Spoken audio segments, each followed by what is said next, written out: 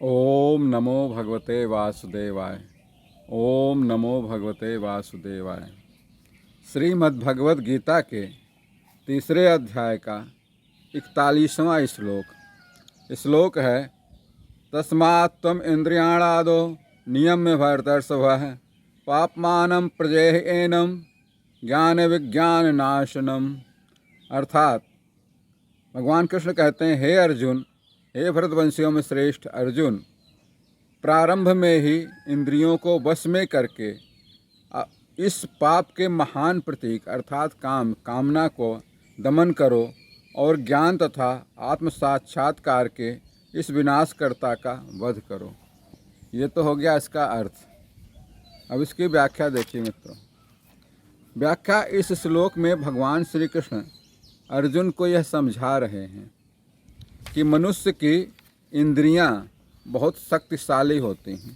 हमारी इंद्रियों के वशीभूत हो जाता है आदमी। इंद्रियों में बहुत शक्ति है, अपार शक्तिशाली होती हैं और उसे सही और गलत की पहचान से व्यक्ति को भटका देती हैं।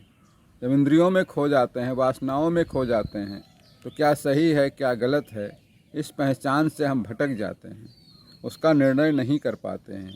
इसलिए सबसे पहले इंद्रियों को नियंत्रित करना आवश्यक है, क्योंकि इंद्रियों के नियंत्रण के बिना व्यक्ति पाप के प्रभाव में आ जाता है, जो अंततः उसके ज्ञान और विज्ञान दोनों को नष्ट कर देता है। अब मित्रों, ज्ञान और विज्ञान अलग अलग कैसे हैं? ज्ञान वो है जो सिद्धांतिक है, जिसे हम सिद्धांत से मानते हैं, जो नियम कानून से ही रहते हैं, वो ज्ञान है। जानकारियाँ हैं, जो हम पुस्तकें पढ़ते हैं, शास्त्र पढ़ते हैं, वेद पढ़ते हैं, वो ज्ञान है। परंतु जो प्रायोगिक ज्ञान होता है, जो प्रयोग करके सीखते हैं, एक्सपीरियंस से, तजुर्बे से, अनुभव से सीखते हैं, वो विज्ञान है।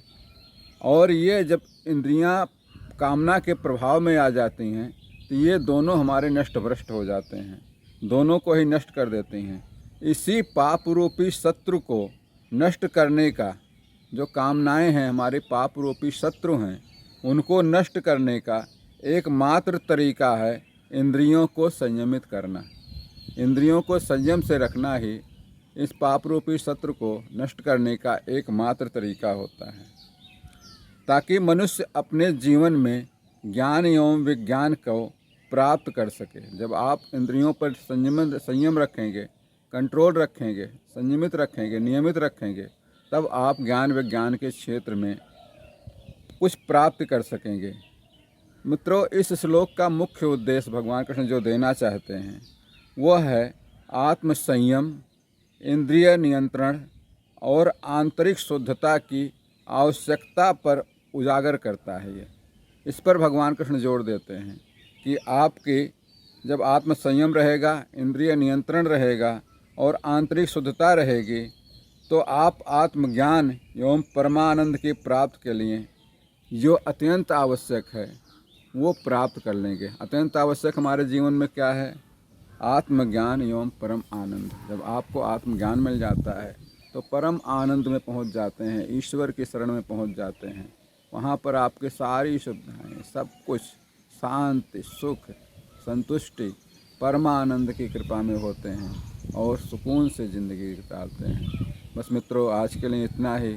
इससे अगले श्लोक के लिए कल फिर मिलेंगे। तब तक के लिए श्री कृष्ण शरणम मम। श्री कृष्ण शरणम मम।